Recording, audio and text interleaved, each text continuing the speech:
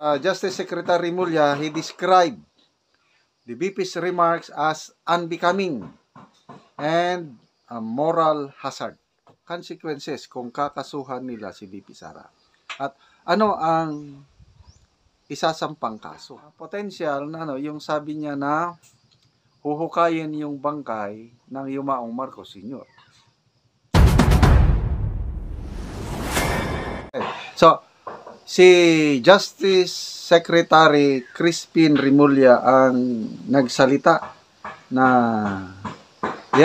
DOJ is studying potential legal action.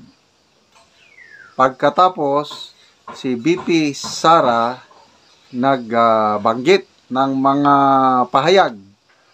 Very disturbing, sabi nila, disturbing statements sa kanyang 2 oras na press conference noong Friday. Okay? So, si Justice Secretary Mulya, he described the VP's remarks as unbecoming and a moral hazard. So, siya na ang pangalawang opisyal sa gobyerno na nagtawag na unbecoming yung mga katagang binitawan ni Vice President Sara Duterte. So, yun po ang pag-usapan natin ngayon. Ano ang posibleng kaso? Kasi sa ngayon pinag-aaralan pa. Well, dapat bang kasuhan? Karapatan ng Estado. Trabaho nila yon na pag may mga ganyang mga salita, pwedeng kasuhan. Trabaho nila yon. So, ang tanong, ano naman kaya ang consequences kung kakasuhan nila si VP Sara? At ano ang isasampang kaso? So, sa nakikita ko, dalawa yung mabibigat na pahayag ni VP Sara. Yung nag-imagine siya nung sa PMA graduation, nung nakita niyang napahiya yung PMA graduate na humingi ng relo. So, yung kwento niya is just imagine na puputulan niya yung ulo, meaning the president.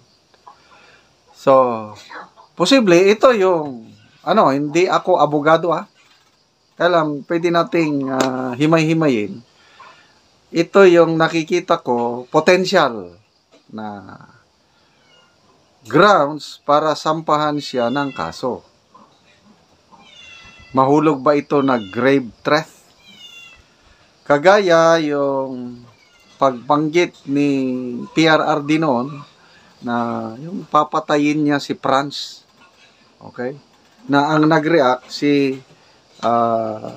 Representative Franz Castro.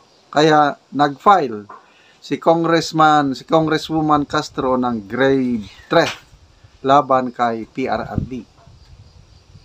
So anong nangyari? Dinismiss ng fiscal. Kasi sabi doon, tinignan ng fiscal yung buong programa ni PRRD sa SMNI. Tumatawa daw ang presidente. So parang hindi seryoso ang presidente yung sinabi niya na papatayin niya si Franz. Then isa pa siguro doon, hindi naman binanggit na Franz Castro, basta Franz lang. So, ayun. Ibasura yung kaso. Kaya lang nag-motion for reconsideration si Franz Castro. Wala nang balita after that. Siguro ibinasura pa rin. So, yun. Grave threat. So, ito, kinikwento, nangyari yon Abril Mayo. May of 2024.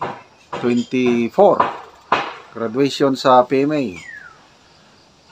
So, ngayon lang, Biyernes lang, ikwinento ni VP Sara. So, galit ba si VP Sara?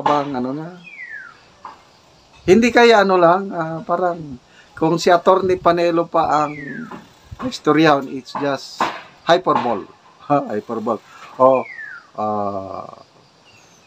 ano to? Anong term ba yun? Frustration. Inilabas lang niya, kung si Senator Villar pa, inilabas lang niya yung galit niya dahil masyadong prinoprosecute yung tao. So, mayroon ba talagang intent na puputulan ng ulo? Yun na yung yun na yung question mark. Bahala na ang piskalya dyan. It's now a legal battle. Kung itutuloy ng DOJ na sasampahan, hindi. May immunity pala si BP Sara. Tama? Correct me if I'm wrong. Yung mga nakaupo ngayon, may immunity if I'm not mistaken. Kasi ang presidente, hindi mo pwedeng kasuhan. Impeachment lang. Ang pwede. But I don't know, kay Secretary of Justice. Siguro after your term ni BP Sara. Or after na ma-impeach nila. Yun, pwede nilang sampahan ng kaso si BP Sara. Another potential na yung sabi niya na huhukayin yung bangkay ng yumaong Marcos Sr. Ano ba ang legal consequences? Meron ba?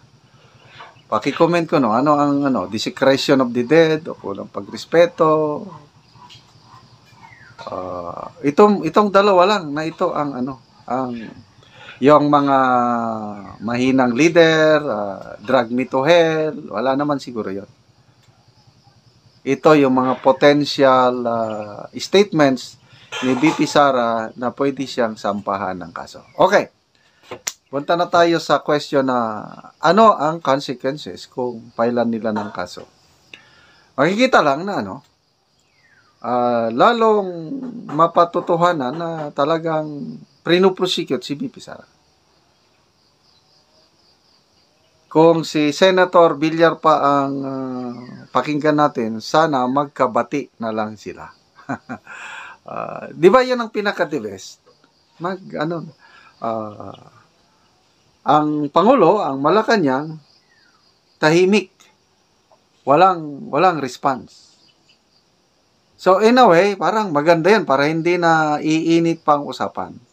Kaya lang, sabi naman ni Professor Ronald Llamas, isang political analyst, mas maganda kung sagutin ng Pangulo, sagutin ni Senator Marcos, yung issue tungkol sa huhukayin yung libing ng amahan nila. Kasi, kung tatahimik na lang sila, according to Professor Ronald Llamas, na weak leader, itong dalawa magkapatid, at weak na mga anak. Kasi, inaatake na yung pamilya nila, inaatake na yung karangalan ng ama nila, tapos hindi pa rin nagsasalita. So, yun po, nagiging controversial na itong si BP Sara. May comment si Attorney Libayan, isang vlogger na abogado, paborito ko ito. Sabi niya, in fairness, sabi niya, magaling mang-asar si BP Sara. Pang-aasar lang. Kasi kung ito si Attorney Libayan, dahil abogado rin, kung may nakita siyang legal consequences yung pagsasalita ni BP Sara, baka pinalakay niya na. Nabigla nga ako itong pahayag, balita ng Manila Standard na pinag-aaralan ng DOJ na pwedeng sampahan ng kaso. Pwede, gawin nila yun. Kaya lalong iinit ang political situation sa bansa. Lalong, ma-divide ang bansa. Kasi, hati na ang taong bayan ngayon.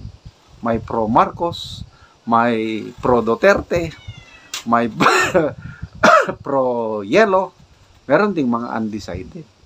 Kaya, may pag-asa pa ba na magkaisa ang Pilipinas? Sana nga magkaisa kasi forgive and forget. Yun ang pinaka-the best. Kaya lang, mahirap gawin yun. Yung magpatawad. Lumalabas ngayon na nasaktan ng husto si BP Sara.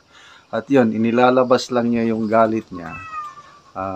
Ito, dumating yung panahon na forgive and forget na lang at political lang ito. Sana ang isipin yung kapakanan ng taong bayan. Kasi kung nagkakaisa itong mga leaders natin, mas pabor sa mamamayang Pilipino.